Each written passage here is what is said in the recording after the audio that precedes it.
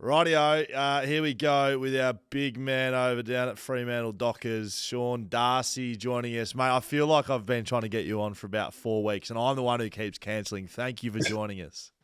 No worries, big fella. It's good to be on. The club down the road fired their coach, so you got moved on because of the Simo situation last week, and then you got concussed the week before, so that was your fault. And we finally have you on, and it's good to see you in BackChat merchandise. Wow. Yeah, got to wrap the brand. Got a nice package in the mail today and this week, and yeah, it's comfy, really nice quality. So anyone out there, more than welcome to buy. Yeah. BackChatStudios.com.au. Our new ambassador, Sean Darcy, joins us on the program. I got a message from Sam Collins.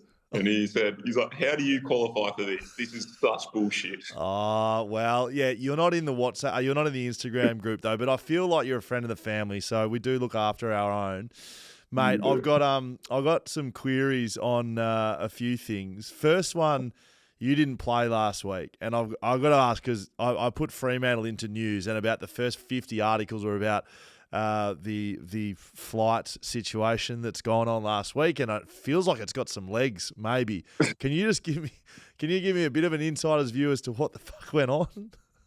So new plane that we haven't used because Virgin don't fly straight to Launceston. Yes. Shout out AFL. You don't have to say this, but shout out AFL for sending Freo on the longest trip in Australia. But continue. That's all right.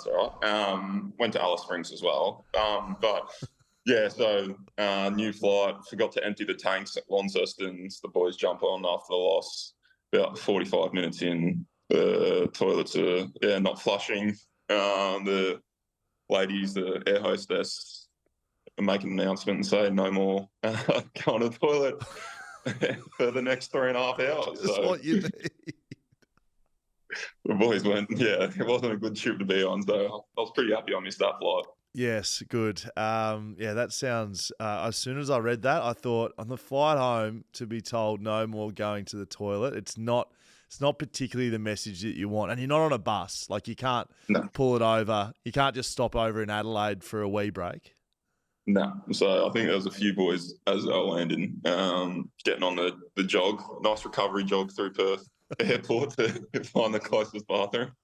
Very good. I like that. So you mentioned you weren't there. How has the recovery been off the back of the concussion a couple of weeks ago? Yeah, it's been good. It's my first concussion since the protocol sort of started, which they've changed a little bit over the last 3 or 4 years, which has been really good. Look after the boys' head. They get you moving a bit quicker, which is nice. I was a bit groggy for a few days. About day 3, I started feeling normal again, and had a really good session last Saturday, and got through training pretty fine yesterday. So off we go. That's good, mate. I don't think I felt bad, and don't really say too much here because I don't want to get you in trouble, but I was calling that game, and as I do with all my friends, I sort of was watching you a bit closer, and I saw you. I saw that you'd hit your head, and as players do, you sort of try to shake it off a little bit, but it was a decent clip from something that wasn't a big collision, right? And how it happened, it was a bit of a innocuous thing, but you definitely weren't well out there, were you? You tried to, but clearly the club got you in the right protocols. Yeah, I was getting yelled at by JT, who was trying to get me in the ruck, and I wasn't responding too well. So he's run up from full forward and jumped in the ruck for the next minute, and then as soon as the siren went, the docs grabbed me straight away. They were like chucked me down to their rooms to do the concussion test, and failed it within probably 30 seconds. So yeah, correct. I think you were well and truly done. So last week, big trip like we spoke about, Hawthorn, but Lloyd Meek, who was at the footy club with you for quite a while as an understudy, played well. Was that difficult to watch, like a ruck battle that you would have, I'm sure, loved to have been in, go about it without you being there? Yeah, it was pretty difficult to watch, I think. I watched probably the first quarter, maybe 2 quarters, and then I jumped in the car and drove down and watched the Peel boys down in Mandurah. Nice. Yeah, Lloyd's playing some really good footy this year, and yeah, it's really good to see. He's improved so much since he's come in the system, and we've battled a few times at training, which would have been nice to get another one in the AFL system. But yeah, they got the chocolates, and we got to learn from it. Alex Pearce due back this week, so a couple of big ins for you boys. How have the younger lads been going with the captaincy with no Moose running around out there?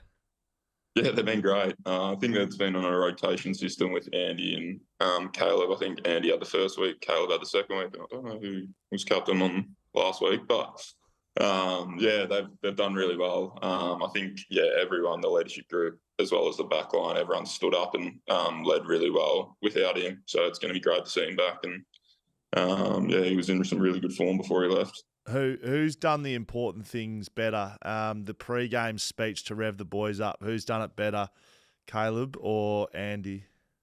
Well, Andy throws a few jokes in there, which gets the boys out, whereas Caleb's really straight. Okay. Good.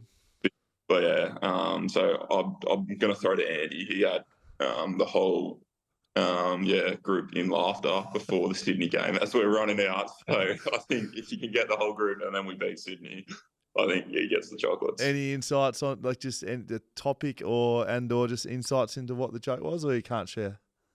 Oh, it was just I can't share that one. Yeah, I'll tell you off later. Okay, very good. I like it.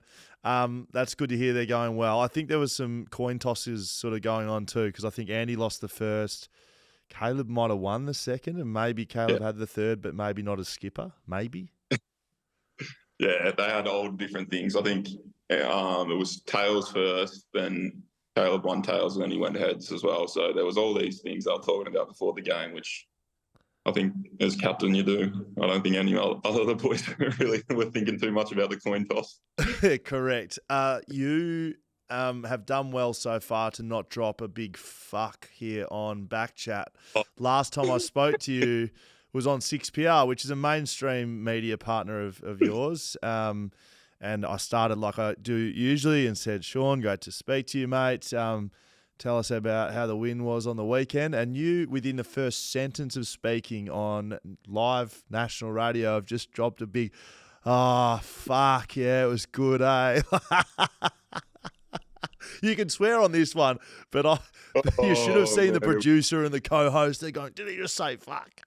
I've said that, and I was at Andy Brayshaw's house, and he's looking at me as I've said it, and he's looked at me, he's like, did you say that? And I was like no one's saying anything. And then the Freo media manager messaged me after, and he's like, yeah, great interview, like you did really well. And I was like, obviously didn't hear the start of it, did he, the big fella? It was a little bit like it could have been something else, but knowing you was like, you definitely just dropped an F-bomb. I text you, I said, mate, was that an F-bomb that slipped out there? And you said, absolutely it was. Sorry about that. What was the meal like Andy cooked up? What did he cook you?